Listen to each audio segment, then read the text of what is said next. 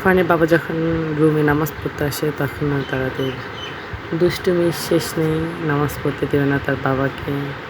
তার বাবার নামাজের সামনে যেয়ে বসে, কোলের মধ্যে যেয়ে উঠে বসে। কিন্তু এই দুষ্টুমির কোনো শেষ নেই। কী আর বলবো, ওর বাবা নামাজ পড়তে যেয়ে সে হাসাহাসি করতেছে এখানে গিয়ে। তার বাবার ঘাড়ের উপরে উঠে বসে থাকবে, তার বাবা সালাম ফেরাবে, তাও সে ফুজি পারবে দেখতে যে কি বলতেছে।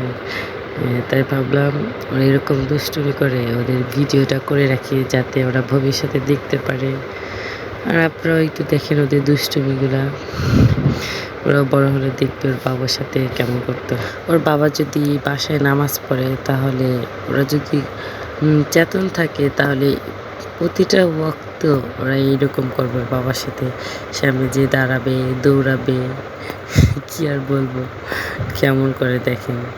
আর বাবার মারতেছে আরেকজন। আমি বলতেছিলাম, বাবা আব্বুকে মারে না, আল্লাহ দিচ্ছে আব্বু, আর আল্লাহ তোমাকে কিন্তু মার দিবে নি। এই তো তার বাবা সিটা দিয়ে উঠতেছিল, সে একা একাই পড়ে গেছে, সে বলতেছে। এর বাবা যখন নামাজ পড়ে দেয়, যদি বলি ফারহান ফাইস এদিকে আসো, তারা শুনে না। যদি নিষেধ করা যায়, তাহার পরেও তারা বেশি বেশি যাবে। এই জন্য আমি আর নিষেধ করি না। ওর বাবা আর কি সরাই ওদের সিটা দেয়। ওদের কথা বলে ওরা শোনে না। কি করব, আসতে বললাম আসলো না। এখানে ওদের মন মতন ওরা হাঁটবে, চলবে, ফিরবে, তাই ওদের কান্নাকাটি নেই। ফারিস্তাকে তো কিছুই বলা যায় না, তাকে কিছু বললেই সে কান্না শুরু করে। আর কান্না করতে করতে সে ঠাস ঠাস শুয়ে পড়ে। কোথায় পড়লো সে ভাবে না যে এখানে পড়লে ব্যথা পাবো।